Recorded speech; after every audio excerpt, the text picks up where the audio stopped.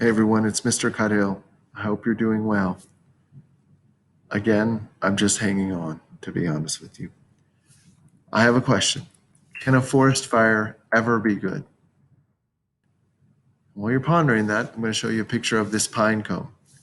There are some pine cones that are so sealed up with pine tar or pitch or wax that comes out of trees on purpose that they can only be opened when a fire occurs. And if you think about it, that makes sense because a fire comes through, these really stable pine cones with seeds in them have just been sitting on the forest floor. Animals can't get at these seeds for a long period of time. Maybe some vegetation is killed in the forest fire, and maybe there's an opportunity now for new things to grow.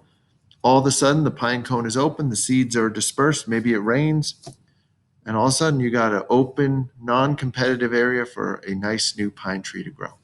So, the idea of succession is the idea of what occurs once a catastrophe happens to an area. Now, it doesn't have to be a catastrophe, but usually it's something that is a disruption. So please write this down.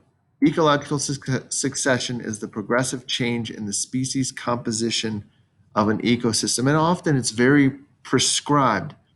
We know exactly what's going to happen in certain ecosystems because we've seen it before.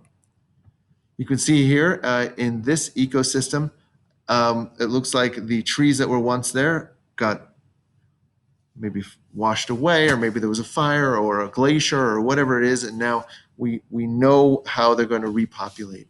It's just the way that it works. You have to imagine that the Vail Valley has been repopulated with ecological organisms tens of thousands of times over millennia, and often probably it's pretty similar. Not over the millions of years because we're migrating as a land mass from the equator. We're going northward, so we'd have different temperatures and all that stuff in the big picture. But even in the small picture, you can imagine every 100 years, you get a new chance for an ecosystem to thrive in an area. Well, there's primary succession, and then there's secondary succession, and there's a difference between the two. So I know that you can't hear either of those, so I'm going to put the link down below, and I'd like you to watch both of those movies.